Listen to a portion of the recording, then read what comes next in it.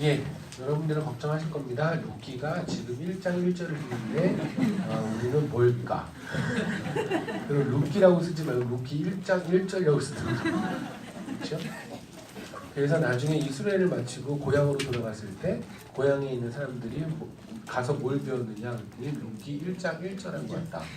하루 종일 그거 했다. 9시간 동안 설교 들었는데 그거 들었다. 그러면 사람들이 저 여러분을 뭐를 볼까요? 그런데 저는 여러분에게 장담합니다. 룻기는 오늘 다 마칠 겁니다. 왜냐면 할 얘기는 다 했거든요. 하나님의 뱃속에 있었던 베들레헴이라고 하는 예수님이 태어났던 그 고향에 있던 사람들이 말썽이 일어났습니다. 엘리멜렉과 그의 가족 나오미와 그의 두 아들은 말썽이 고난이 났으니까 바로 애굽이라고 하는 옛날로 도망갔습니다. 모압으로 도망갔습니다. 세상으로 도망갔습니다. 이거는 믿었던 크리스찬이 배교를 했다라고 보기보다는 애초에 우리는 하나님 안에서 태어났잖아요. 그죠? 우리는 선택받은 사람들이잖아요.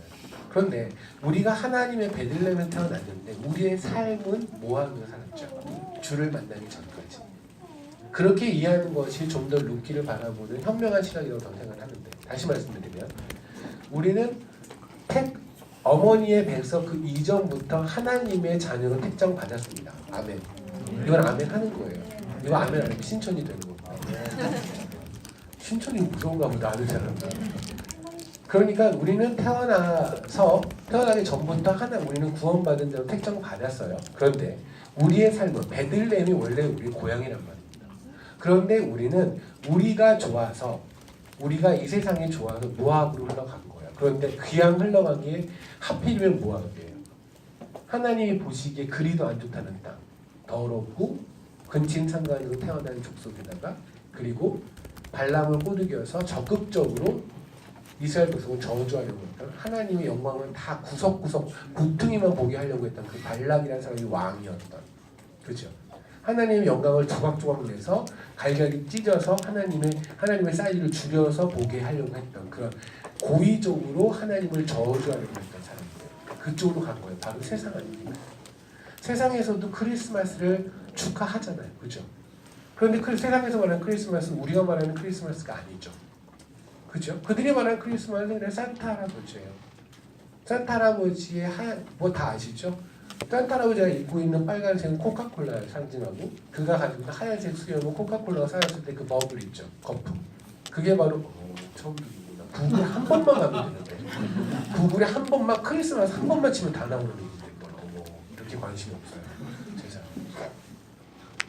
그러니까 크리스마스에 우리가 크리스마스 하면 생각나는 게 뭐냐면 예수님이 오신 날 또는 다시 오실 예수님을 기다리는 날이 아니라 크리스마스 트리, 산타 할아버지. 그러니까 교회에서도 산타 할아버지 모자 쓰고 뭐 그러고 다니고 있는 거예요. 정신 나가지고. 그죠? 예.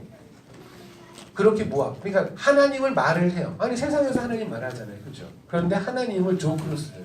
제가 무한도전이라는 걸 한번 본 적이 있어요. 제가 그런 거 거의 보지 않는데 잠깐 봤더니 거기에 자막에 뭐 아멘, 할렐루야 이런 자막이 나오더라고요. 노는 거죠. 거기 알고 봤더니 거기는 PD가 크리스찬이라고 그러는데 전 그 양반을 개인적으로 만나봤으면 좋겠어요. 하나님의 이름 그렇게 갖고 노는 거 아니에요. 하나님의 이름을 그렇게 나름 본인은 전도 코드로 쓴다고 생각할지 모르는데 천만에요. 어디다 대고 하나님의 이름을 곧다고 써요. 사람 웃기는데 아무데나 아멘 쓰고 주여 이러면 아무데나 붙여놓고 이거 아닙니다. 세상도 하나님을 말하고 주여를 말하고 다 말하는데 할렐루야를 말해요. 그런데 유머 코드로 써요. 그죠? 그러니까 세상에서 말하는 하나님, 우리가 말하는 하나님 말씀하시는 하나님은 절대 아니죠. 이만큼 축소한 하나님. 그죠? 그냥 세상에서 보통 잡신들, 무당한테나 바라는 것들을 바라는 종류의 신. 원오브댐이죠. 많은 종교 중에 하나.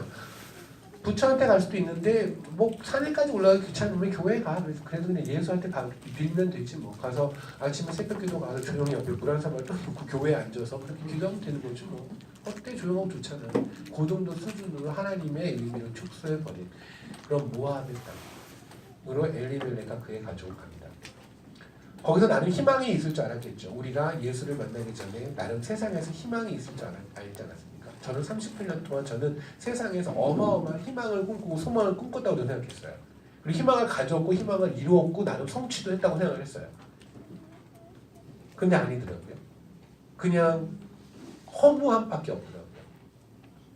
왜? 대학교를 졸업하면 엄마들이 속이잖아요. 너 대학만 졸업하면 인생 다 되는 거니까 대학만 가봐. 이렇게 속이잖아요. 그래서 애들이 대학만 갔는데 그래서 우리 인생이 이렇게 속은 거예요. 계속. 대학을 갔는데 내 인생은 변화가 하나도 없죠. 졸업하고 직장 가면 될 것 같았는데 직장 가서 나중에 결혼하면 될 줄 알았는데 결혼해서 애가 낳고 애가 나중에 커서 얘가 좋은 대학교를 가면 될 줄 알았는데 내가 그리고 그 과정에서 뭐 아파트를 사면 될 줄 알았고 차를 바꾸면 될 줄 알았고 될 줄 알았는데 하나도 된 거 없잖아요. 그죠? 더욱더 갈증만 나죠. 마치 갈증을 바닷물로 채우는 것처럼 먹어도 계속해서 갈증이 나는 겁니다. 그죠? 그게 뭐하게요? 그게 세상이에요. 하나님 무시하고 하나님 짓밟는 곳. 거기서 우리의 꿈을 키우려고 엘리멜렉하고 나오미 그 가족들은 갔습니다. 그런데 그들은 꿈을 전혀 찾지 못했죠. 신기루만 쫓았습니다. 근데 그 신기루를 우리에게 극적으로 반대시켜 주신 분이 누구세요? 예수 그리스도예요. 그죠? 주님은 이사야서도 이렇게 말씀하십니다. 나는 신기루를 만드는 사람이 아니에요. 나는 사막을 못으로 바꾸는. 무슨 말인지 아세요? 사막을 걷다 보면 제가 이자라, 그러니까 마살란에서 이자라로 가는 길이 차로 운전하면 1시간 조금 더 걸립니다. 차로 운전하면. 그러니까 속도는 한 뭐 제가 원래 빨리 운전을 잘 못하기 때문에 40km 내에서 60km 정도인데 이 워낙 이 모래, 그러니까 여러분이 알고 있는 사막이 그런 모래는 아니고요. 자갈 있는 조그마한 자갈들이 있는 그러한 데요. 거기를 1시간 정도를 막 먼지를 마시면서 가면 그 속도가 너무 높아서 먼지가 많이 오니까 힘듭니다. 그리고 더위가 한 50도, 48도, 50도 뭐 이런 데니까 거기다 에어컨이 물론 차이는 없으니까요. 그러니까 뭐 어마어마하죠. 도착하면 이 온몸에 땀이, 교회 가서 설교를 해야 되는데 이 뭐 아이셔서부터 다 땀이 젖어서 뭐 말도 못합니다. 근데 간혹 갈 때 머리가 핑 돌 때가 있어요. 1시간 정도를 넘어서 그렇게 그 똑같은 식으로 그러니까 아무것도 보이는 게 없는, 그러니까 이런 데를 운전하다 보면 가다가 우회전다고 잘 된다고 뭘 하니까는 좋을 틈이 없는데 이거는 똑같아요. 아마 제가 1시간짜리 동영상을 찍어서 보면 여러분이 정말 되게 답답해할 거예요. 그렇게 재미없는 다큐멘터리 처음 봤다고 그러고요. 처음부터 끝까지 길이 똑같아요. 옆에는 풍경까지 똑같아요. 가끔 보이는 뭐 기린, 치타 얘네만 바뀌어요. 치타, 뭐 사슴, 요런 애들만 좀 바뀌지 나머지는 다 똑같아요. 그러면 가다가 어찌하면서 어떤 게 약간 환상까지는 아닌데 신기루 같은, 약간 앞에 안개 같은 게라고요? 뭐라고 저기 이끼가 올라온다고 그러나요? 그런 약간 아지랭이 초등학교 선생님이시죠. 아지랭이 이런 게 올라오는 느낌? 그런 게 있을 때가 있어요. 근데 그게 진짜 올라오는 것 같지는 않고 어떤 그런 신기루 같은 것 같아요. 그래서 저는 신기루를 보지는 못했지만 약간의 체험은 매주 합니다. 그냥 1시간 갔다가 또 1시간 돌아와야 하니까. 그런데 우리가 인생을 살아가는 게 마치 신기루와 같다는 게 하나님의 말씀이세요. 그러니까 너희는 대학이라는 신기루를 쫓아서 갔는데 대학에 땅 하고 갔더니 이건 오아시스가 아니었죠. 신기루였죠. 대학교를 가서 졸업하고 났더니 또 신기루였고요. 신기루 평생을 신기루 쫓아가다 죽는 거예요. 그렇죠? 근데 하나님은 뭐냐면 나는 이 못에서 내가 이 사막에서 신기를 주는 존재가 아니라 이 사막들을 못으로 바꿔버린다고요. 연못으로 바꿔주신다고요. 그 이사를 통해 하나님이 선포하신 내용이에요. 그러니까 엘리멜렉하고 이 엘리멜렉 나오미 그리고 두 아들은 세상이라는 곳으로 희망을 찾아갔고 거기에서 신기루만 보다가 인생을 절망으로 빠졌겠죠. 그렇죠? 그런데 이들을 하나님이 어떻게 구원해 내신가는 이 내용을 아시는 분들이 다 알 겁니다. 이제 감을 잡으셨어요. 룻기의 포인트는 그거예요. 그러니까 룻기는 1장 1절만 이해를 하면 나머지는 다 이해가 돼요. 이런 말이죠. 간단히 얘기하면 엘리멜렉이 죽었습니다. 그리고 두 아들도 죽었죠. 물론 죽기 전에 결혼을 했죠. 모함 여성 둘이랑 결혼을 했어요. 하필이면 또 모함 여성이에요. 뭐 모함이 있었으니까 모함 여성이 결혼할 수 있었겠죠. 결혼했는데 두 아들이 다 죽었습니다. 그 다음에 나오미 시어머니 남았고요. 그리고 그 중에 며느리 한 명인 롯이 있고 또 다른 며느리가 있어요. 나오미는 그러죠. 나 이제 고향으로 돌아갈란다. 사실 고향으로 돌아갈란다 해도 이 나오미는 희망이 없어요. 왠지 아십니까? 아니 어차피 흉년이 돼서 거기는 다 팔고 왔단 말이에요. 논밭을 전담을 다 팔고 왔기 때문에 가도 땅이 없어요. 이 내용도 아시잖아요. 땅이 없기 때문에 돌아가서 할 일이 없어. 그런데 나오미는 돌아가고 싶은 거예요. 다시 베들레헴으로 돌아가고 싶단 말입니다. 이것이 우리가 갑자기 하나님의 안으로 쑥 들어가게 된 계기예요. 왜요? 하나님이 끄신 거예요. 우리가 원해서 나오미가 원해서 한 것 같아요. 천만에요. 나오미는 지금 베들레헴을 갈 이유가 하나도 없어요. 차라리 죽어도 모압이 나아요. 아니 베들레헴 가면 어떤 손가락질 받을 거냐면 나갈 때 신나게 나가더니 돌아올 때 쪽파차고 한 데는 놀림밖에 안 받을걸요. 여러분 만약에 고향이면 그렇게 가시겠습니까? 고향 나올 때 떵떵거리고 내가 다시는 안 돌아올 거야? 내가 밖에 성공하고 올 거야? 그런데 쫄딱 망해서 고향 돌아갈 수 있겠어요? 못 들어가요. 창피해서. 나오면 지금 고향으로 돌아갈 만큼의 아무것도 있지 않아요. 그런데 고향 돌아가기로 해요. 왜? 하나님이 부르셨거든요. 다시 베들레헴으로. 나오면 자꾸만 가야 된다는 마음이 듭니다. 그래서 며느리가 얘기해요. 니네들 이제 못할 거니까 니네들 가. 거기 가면 니네 나 건사도 못하고 나 거기 뭐 땅에 있는 것도 아니고 나 거기서 거지 생활해야 되거든. 그래서 니네들 그 젊은 나이에 그러지 말고 시집이나 가라. 왜냐하면 뭐 율법적으로 그러니까 성경에서만 율법으로 한다면 다시 결혼해서 남편이 사별했을 때 시집가고 이런 것이 쉽진 않은 일이지만 모압이잖아요. 모압 백성이면 하나님의 성경의 율법을 쫓아갈 필요가 없잖아요. 그러니까 알아서 그냥 그들이 이방 스타일로 가면 되는 거예요. 그러니까 그냥 얘 남편 죽었으니까 사별한 과부로서 다른 남자 만나서 그냥 잘 살면 되는 거 아닙니까? 그러니까 나오미 입장에서 그렇게 하라는 거예요. 그런데 한 자매는 한 며느리는 네 그러고 가요. 근데 한 명의 롯은 안 가요. 저는 엄마를 가겠대요. 시험을 너무 사랑해서 뭐 그랬을 수도 있겠죠. 근데 포인트는 그게 아니죠. 하나님의 이끌림이니까. 우리가 하나님에게 간 게 바로 하나님의 이끌림이었다고요. 그러니까 어떻게 나 교회 갔어요? 어떻게 예수 만났어요? 그럴 때 저희 친구가 뭐 해줬어요? 뭐 해줬어요? 물론 그런 계기는 있었겠죠. 그죠? 근데 궁극적인 답은 그게 아니에요. 하나님이 부르신 거예요. 여러분 개개인이 정말 하나님을 만난 분이라면 제가 하나님을 만난 사람이라면 저희는 개개인이 하나님의 지명 당해서 이름이 불린 사람들이에요. 와우. 만약에 어떤 유명한 운동선수가 한 명의 이름을 지명해서 당신 내가 당신 팬 누구누구 당신 이름을 기억합니다. 영화 배우가 시상식에서 한 명의 이름을 지목해서 내가 너 기억해 라고 해도 그 사람 까물칠걸요. 하나님이 그를 기억한대요. 하나님이 딱 정해서 내가 너를 부른다. 이렇게 해서 우리 불려진 겁니다. 여기서 우리의 감격은 끝난 거예요. 우리의 삶은 끝난 거예요. 하나님이 부르셨는데요. 만약에 정우성이 여기 있는 자매 이름 한번 불렀다고 쳐주세요. 방송에서. 그럼 이 자매는 죽었을걸요. 심장마비로 죽었을 거예요. 근데 평생 아무 짓도 못할 거예요. 얼어가지고. 하나님이 부르셨단 말입니다. 어디다 대고 열방에 대고 얘 건드리지 말라. 그게 우리를 하나님께서 의롭다 부르신 거예요. 무슨 말이냐면 우리가 의로워진 건 우리가 의로워서 의로워진 것이 아니라 하나님은 의롭다 여기셔서 우리를 의롭다고 하는 거예요. 말이 좀 어렵나요? 이렇게 표현합니다. 한 아이가 있습니다. 한 마을에 한 아이가 있고 이 아이의 아버지가 있어요. 근데 얘는 말썽꾸러기예요. 그리고 아버지는 이 고을의 왕이에요. 얘는 맨날 돌아다니면서 모든 물건을 다 부시고 다녀요. 얘가 하는 일이 맨날 그것만 해요. 그래서 사람들은 전부 다 얘를 나쁜 놈, 개차만 하고 뭐 나쁜 놈 욕을 다 했어요. 나쁜 놈이라고 그래요.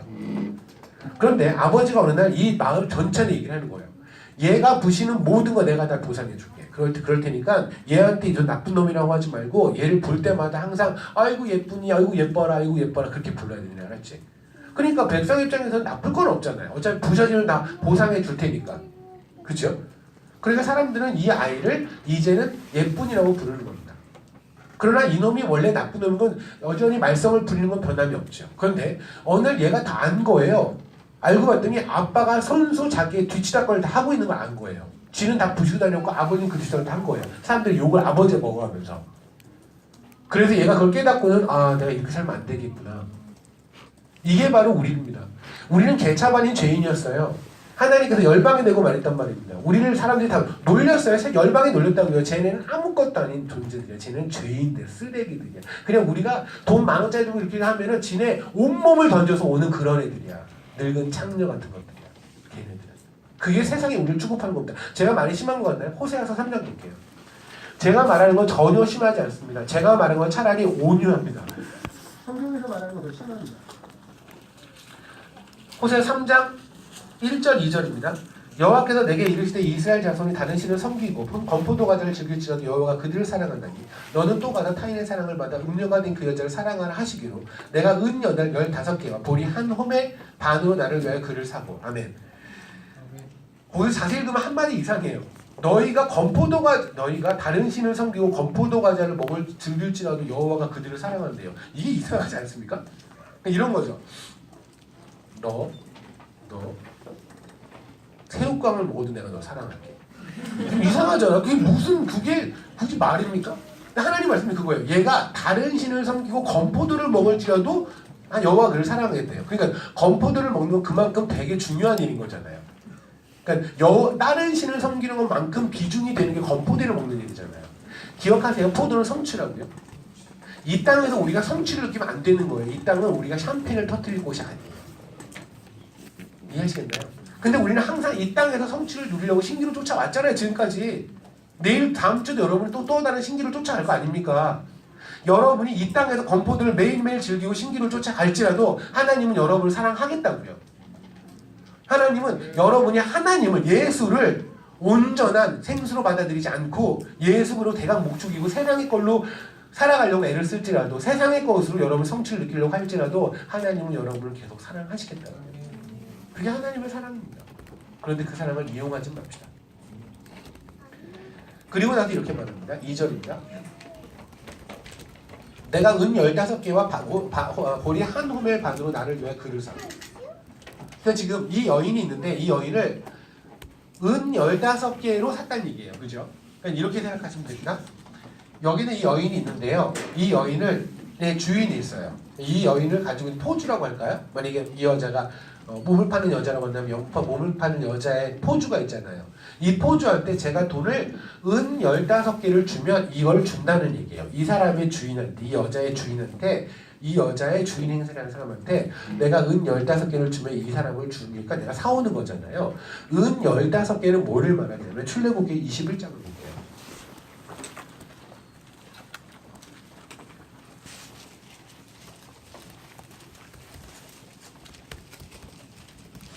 (32절입니다) 제가 읽겠습니다. 소가 만일 남종이나 여장을 받으며 소 임자가 은 30세겔을 그의 상전에게 줄 것이요 소는 돌로 쳐서 죽일지니라.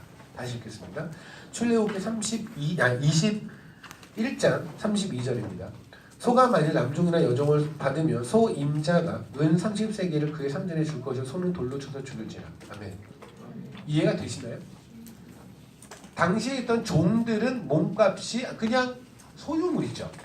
그렇죠? 그래서 인간 취급을 못 받는 거잖아요. 그러니까 소가 가다가 이 종을 쳤어요. 그러면 이 종은 지금 허리가 다쳤거나 어쨌든 병신이 된 거예요. 불구가 됐죠. 그러니까 이 불구가 된 종 때문에 이 주인, 종의 주인이 이 소의 주인한테 말하는 거예요. 너 내 거 건드렸잖아. 내 물건. 얼마 배상할래? 그럴 때 은 30세겔을 주면 된다는 거예요. 그러니까 은 30세겔은 뭐냐면 병신이 된 종의 몸값이에요. 이해하시겠습니까? 그런데 하나님께서 얘를 사올 때 은 15세겔을 주라는 거예요. 무슨 말일까요? 병신이 된 몸값의 반. 그게 세상에 우리한테 매겨놓은 몸값이에요. 그거를 주면 세상은 우리를 줘요. 이해하시겠나요? 여러분의 몸값이 회사에서 주는 연봉 정도 될 것 같아요? 천만에요. 세상은 여러분을 사랑하는 것 같습니까? 여러분의 가치를 인정하는 것 같습니까? 천만에요. 죽어보면 알아요. 그 사람 없으면 죽어. 그 사람 없으면 그 회사 끝날 것 같고 그 사람 없으면 안 돌아갈 것 같은데 그 사람 사라지면 다른 사람이 아무렇지 않게 그 자리에 들어가요. 맞죠? 기다렸다는 뜻이. 여기 아가페 출판사에서 온 분들 있잖아요. 성경의 자리에 길이 자리에 빠지면 지금 회사가 흔들릴 것 같지? 천만에 더 잘 돌아갈걸. 아무 소리 소문 없이 아무가 들어갈걸. 그게 세상이에요. 세상에 우리한테 뭐의 몸값은 병신이 된 종의 반 정도 되는 몸값이에요. 아까 말했던 늙은 창녀 정도의 몸값. 그런데 그러한 우리를 주님께서 예수 그리스도를 내주시고 사셨다고. 어마어마한 사실입니다. 세상은 우리를 그따구로 취급하는데 하나님은 우리를 그렇게 고귀하게 취급하십니다. 어마어마하지 않으세요? 이게 안 기쁘세요? 보세요.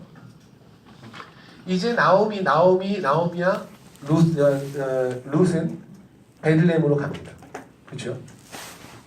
이들의 몸값은 별거 아닙니다. 그렇죠? 이들의 몸값은 별거 아니에요. 그런데 하나님은 직접 이들을 살기를 원하시죠. 그래서 보아스라는 사람을 보내죠. 그래서 루키에서 가장 포인트 되는 단어가 뭐가 있냐면 루키의 전체 흐름을 이해하려면 한 단어를 이해하시면 됩니다. 루키는 고집스럽게도 산다라는 표현에 대해서 purchase라는 단어를 쓰지 않아요. 우리가 산다라는 단어를 쓸 때 buy 또는 purchase라는 단어를 쓰거든요. 그런데 이 루키는 꼭 산다라는 단어를 쓸 때 purchase를 쓰지 않고 redeem이라는 말을 써요. redeem이라는 게 구속찬다는 말이거든요. 그러니까 똑같이 산다는 말인데 구속한다는 말이 있어요. 이 록기에서는 희한하게도 계속 구속한다라는 용어를 쓰면서 산다라는 표현을 계속 써요. 왜? 구속자라는 걸 말하고 싶으신 거예요, 하나님은. 보아스라는 사람이 이 내용 다 아시죠? 몰라요? 다 설명해야 돼요? 록기를? 아니죠, 다 알죠? 모르면 어쩔 수 없고요. 진짜 아침부터 지금까지 묵기하고 있는데 아직도 이걸 한 번 안 읽고 밥만 먹었다면 그 사람 어떻게 해야죠? 보세요. 이 룻이라는 여자가 갔는데 돈이 없잖아요. 나오미하고 아무런 돈이 없잖아요. 그죠? 그래서 밭에서 이삭을 주는데 보아스가 받습니다. 그런 다음에 떡을 줘요.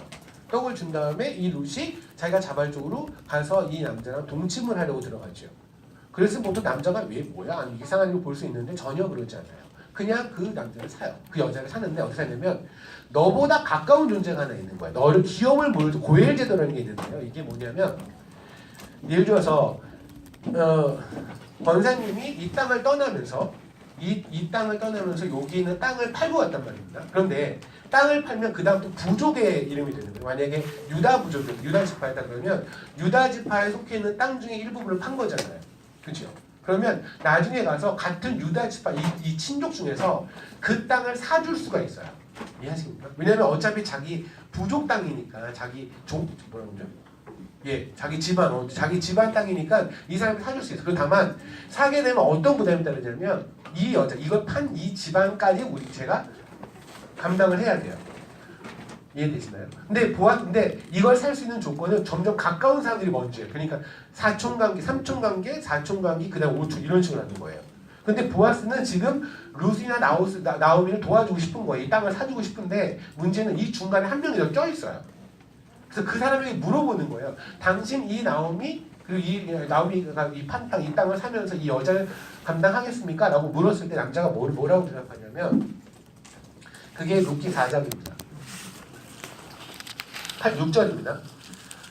그 기업 물을 자가 이르되 나는 내 기업에 손해가 있을까 하여 나를 위하여 물으지 못하노니 내가 물을 것을 내가 물으라 나는 물으지 못하겠노라. 보이십니까? 이 사람 얘기한 게 그거예요. 거기 6절에 보세요. 6절에 영어로 보면 then the redeemer이에요.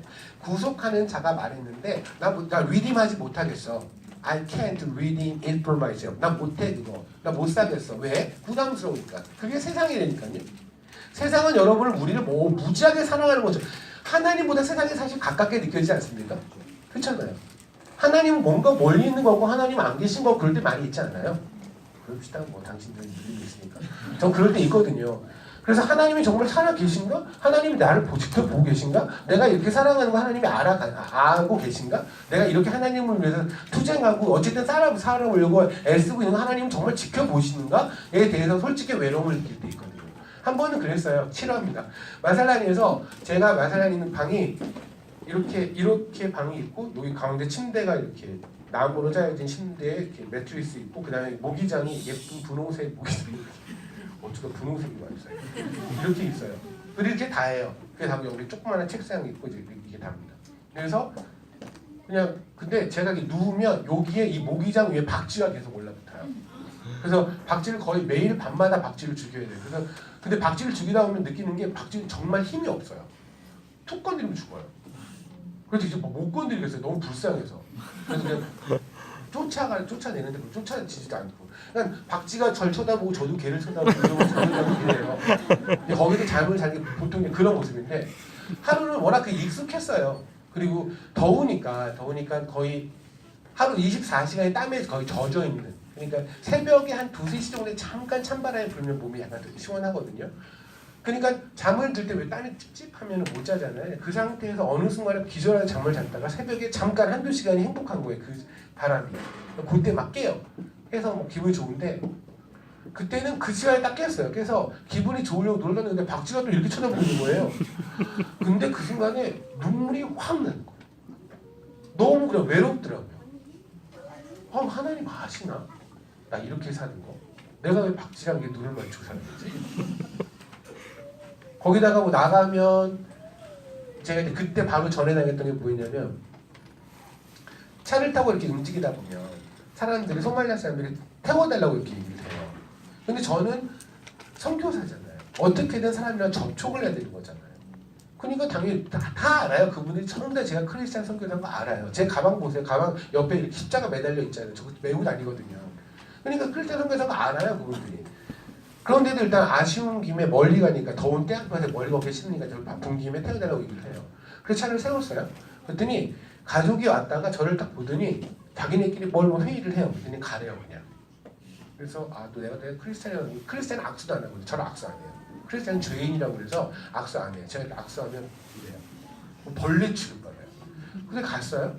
근데 가는데 갑자기 가려고 좀 가는데 뒤에서 이렇게 뭐 소리가 막 들려요. 부르는 소리가. 다시 봤더니 오래는 거예요. 태워달라고. 그래서 또 세워서 다시 갔어요. 저도 나이가 48살이 작년에 그죠? 이게 뭐야? 또 다시 갔어요. 그랬더니 갑자기 타려고 그러다가 또 안 타는데 가래요. 와우. 그래서 그래라. 그러고 나서 다시 갔어요. 그런데 갑자기 막 또 소리를 지르는 거예요. 그래서 또 갔어요. 그때 요번에 꼬마애가 말 장난을 친 거예요. 그들이 막 깔깔깔 웃더니 가래는 건데 가래는 것도 이렇게 가래는 게 아니고 그거 벌레 쫓듯이 파리 쫓듯이 뭐 이렇게. 그러니까 그런 일을 몇 번 당하고 나고 그리고 약을 살 때 자꾸 리젝트되고 뭐 아파 죽겠는데 약국에 갔는데 약을 안 판다든가 이런 일이 몇 번 벌어지면 새벽에 갑자기 일어났을 때 확 힘든 거예요. 몸도 막 그런데 너무 힘든 거예요. 하나님이 계신가? 계신 건 알아. 근데 나를 지켜보시는가? 아니면 딴 업무가 바쁘셔서 나는 안 보고 계신가?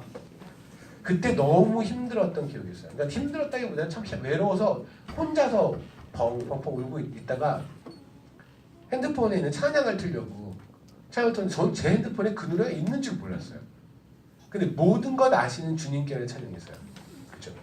그 노래를 딱 듣는데 눈물이 쏟아지는데 이번엔 감사하죠. 모든 걸 아시지. 하나님 아시지. 그렇죠? 그러니까 뭐 그런 우리 하나님 그러신 분이잖아요. 그렇죠? 그런데 우리가 살다 보면 하나님을 잘 못 느낄 때도 있단 말입니다. 저처럼 이렇게 믿음이 연약한 사람들은 못 느낄 때도 있단 말입니다. 그러면 가까운 게 뭐냐면 세상인 거예요. 그러니까 우리한테 가까운 건 성경적으로 우리 교리적으로 우리 믿음에 따르면 하나님이 당연히 가까운 거예요. 왜냐면 하나님 우리 안에 계시잖아요. 그렇죠? 그런데 실질적으로 내 삶에서는 하나님이 가까운 게 아니라 세상에 가까워요. 그러니까 어떤 일이 딱 터지면 우리는 무슨 생각을 하냐면 사람한테 도움을 요구할 걸 먼저 생각해요. 기도를 한 것보다. 맞죠? 선교지를 혹시 선교를 가시는 분들이 있으면 이런 실수를 하지 마십시오. 선교지에 가서 어떤 일이 딱 벌어졌어요. 어떤 현지인과의 무슨 문제가 벌어지고 물론 법적인 문제나 이런 거 주변에 도움을 받으세요. 그런데 인간관계 있죠. 인간관계에 가는 일이 벌어졌다. 이럴 때는 무조건 하나님에게 물어보세요. 선배 선교사에게 물어보지 마세요. 선배 선교사한테 물어보면 노하우를 가르쳐줘요. 사람이 가르쳐줄 노하우. 이럴 땐 이렇게 하는 지름길을 가르쳐줘요. 그리고 그러면서 이렇게 말해요. 현지는 원래 믿을 사람 못 돼. 믿지 마. 아마 단기 선교 가신 분들 몇 번 들었을 겁니다. 믿지 마. 얘들 돈만 밝히고 믿을 사람 못 된다. 그런데 하나님한테 물어보면 하나님은 네가 더 심해. 그렇게 말해요. 네 상태가 더 웃기거든. 하나님이 주신다는 답이에요. 그렇죠? 어쨌든 우리는 어떤 문제가 터질 때 세상에 먼저 물어보게 돼 있어요. 왜? 세상이 가깝게 느껴지거든요. 이게 지금 이거예요. 보아스는 여기 있고요. 그리고 보아스와 이 룻 그리고 나오미 사이에 또 다른 리드머가 있는 거예요. 마치 나를 사줄 것 같은 사람. 세상은 나를 꼭 사줄 것 같아요. 나를 알아줄 것 같아요. 그들이 나를 칭찬하는 게 진짜 나의 가치 같아요. 그들이 박수를 쳐줘요. 그들이 주는 상장이면 내 가치가 될 것 같고 나는 거기에 충분히 만족해요. 그런데 그들은 말해요. 부담스러워. 안 사요. 그게 그들의 결론이에요. 세상은 여러분한테 관심이 없다니까요. 세상은 여러분들 삶에 아무런 관심이 없어요. 그들의 관심 딱 하나예요. 같이 죽자예요. 사단이 요한계시록을 읽었겠습니까? 안 읽었겠습니까? 잘 모르겠나요? 사단이 문맹일까요? 아닐까요? 어머 대답 못해요? 사단은 글을 읽을 수 있을까 없을까요? 있어요. 그럼 요한계시록 읽었을까요? 못 읽었을까요? 읽었어요. 그러면 사단은 본인들이 어떻게 죽을지 알까요? 모를까요? 알아요. 그래서 사단이 하는 목적은 딱 하나예요. 우리랑 같이 죽자예요. 같이 죽자예요. 사단은 지들이 죽을 거 알거든요. 같이 죽자예요. 우리의 인생에 전혀 관심이 없습니다. 그래서 마치 사줄 것처럼 우리에게 한 발 가까이 이렇게 있어요. 하지만 보아스가 물어보잖아요. 당신 정말 이 룻 살 거예요? 이 기업을 물려줄 거예요? 이들의 땅을 잘 사줄 거예요? 그리고 이 여자를 감당하겠어요? 부담돼서. 땅은 내가 살 수 있는, 내가 굳이 땅이 아니라 이 여자를 내가 왜 사? 사람을 왜 사? 필요 없는 걸? 나 이미 안에 있어. 나 안에 여러 명 있는데 내가 한 명 더해서 이거 입만 늘어나는 거 내가 왜 해? 사람 그들이 우리의 생명에 관심이 있을 것 같아요. 세상은 전혀 없습니다. 이게 룻기에서 말하는 거예요.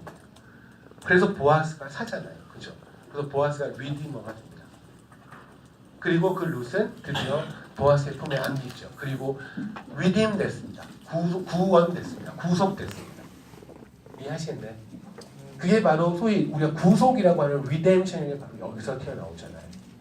그게 룻기예요. 우리는 여전히 하나님의 반대쪽 방향으로 열심히 뛰어갈게요. 하나님의 백성인데도 불구하고 베들레헴에 머물지 않고 세상을 돌아다녔고요. 그것도 세상에서 최고로 하나님하고 멀다고 하는 모압, 그런 동네만 뺑뺑뺑 돌았습니다. 저만이라고 생각하지는 않습니다. 여러분도 마찬가지일 거라고 생각합니다. 그런데 이 일이 여러분의 현재 그리고 저의 현재에도 일어날 수 있다는 것은 엄청난 경고입니다. 내가 지금 예수 안에 있는데도 불구하고 베들레헴에 있는데도 불구하고 내가 머릿속으로 그리는 땅은 모압 땅이라고 한다는 이건 난리 난 거예요. 이때는 잽싸게 하나님에게 돌아오셔야 돼요. 그게 오늘의 여러분들이 주신 메시지일 수도 있습니다. 우리는 이미 어찌 보면 루키처럼 세상에 있다 주 안으로 들어왔단 말입니다. 그런데 이 주 안에 들어왔는데 머리로는 여전히 모압을 꿈꾸고 있을 수 있잖아요. 맞죠? 주 안에서 받는 고난이 힘들어요. 그 흉년이 힘들어서 베들레헴을 박차고 나가서 모압으로 이미 가고 있을지도 모르지 않습니까? 마음속으로 그리워하고 있을 수 있잖아요. 그렇죠?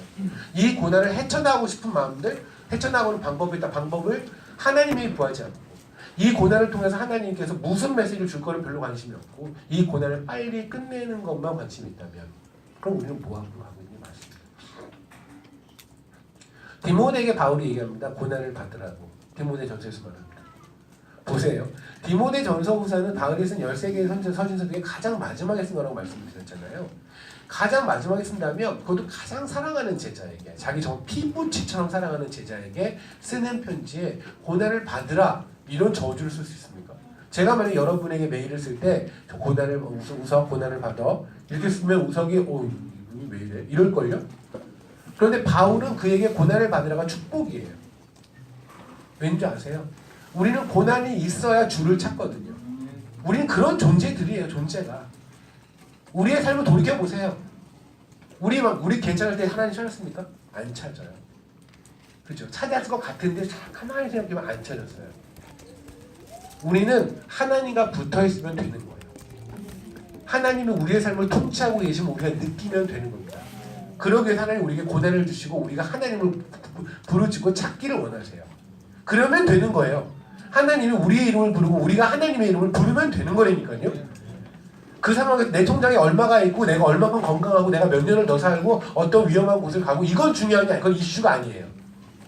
내가 그분의 이름을 하나님을 부르고 하나님이 우리 각자 이름을 불러줘서 서로의 대화가 이루어지면 되는 겁니다. 그게 이루어지게 바로 뭐예요? 예수 그리스도의 화목제예요. 그게 안 이루어져서 다 깨졌는데 주님이 십자가로 다리 놓으셔서 본인의 살점으로 본인의 힘줄로 그 살점 그 십자가 만들어 놔주셔서 우리 이제 주님과 대화할 수 있게 됐잖아요. 그게 바로 말씀을 읽는 자리고 그게 바로 기도의 자리고요. 그러니 기도의 자리는 얼마나 아름답습니까? 옛날에는 기도를 할 수가 없었어요. 제가 맹세하다 기억하시죠? 옛날에는 하나님께서 우리가 맹세하지 않으면 듣질 않으셨다니까요. 그렇게 우리는 신뢰가 없어요. 우리에 대해서. 근데 이제는 맹세를 할 필요가 없대요. 여기는. 왜? 니네가 하는 모든 말을 내가 귀담아 들을 거거든. 이 정도로 하나님 입장에서 신뢰를 회복했단 말이에요. 우리는 신뢰받을 존재가 여전히 아닌데 하나님께서 우리의 신용 등급을 올려버리셨어요. 그냥. 원래는 우리가 신용 불량자였는데 신용을 올리셔가지고 갑자기 신용이 회복이 됐다니까요. 그래서 하나님 저 정말로 요 종을 서원하고 맹세하고 이거 하겠습니다라고 그런 말 하지 마. 굳이 그러면 안 해도 돼. 네가 그냥 크게 말 안 해도 돼. 작게 말해도 난 다 들어. 왜? 난 널 신뢰하거든. 와우. 그렇다면 최소한 하나님께 신뢰받을 짓은 좀 해야 되지 않습니까? 근데 우리는 얼마나 많은 다짐을 합니까? 얼마나 많은 결단을 합니까? 결단이 뭐예요? 결단에서 단자는 끊을 단자예요. 내가 나를 끊지 않으면 결단이 안 되는 거예요. 결단을 하겠다는 얘기가 아닙니다. 끊겠다는 얘기예요. 내가 하고 있는 관성, 나라고 하는 나의 존재를 끊는 게 결단이라니까요. 근데 우리는 나를 끊을 마음이 별로 없어요. 여전히 난 나를 사랑하거든요.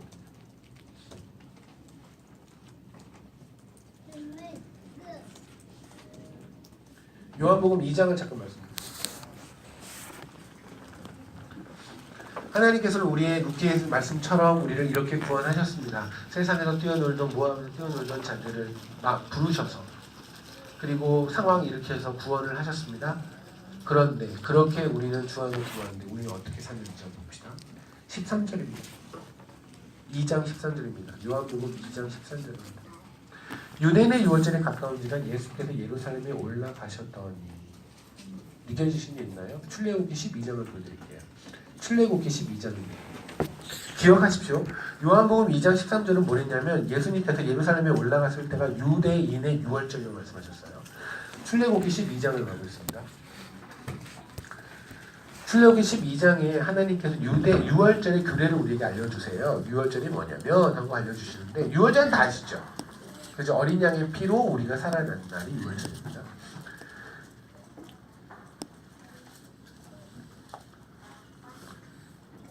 유월절에 대해서 27절입니다. 27절 보세요. 12장 27절. 너희는 이르기를 같이 읽겠습니다. 너희는 이르기를 이는 여호와의 유월절 제사라. 아멘. 그렇죠? 그리고 다시 넘기십시오.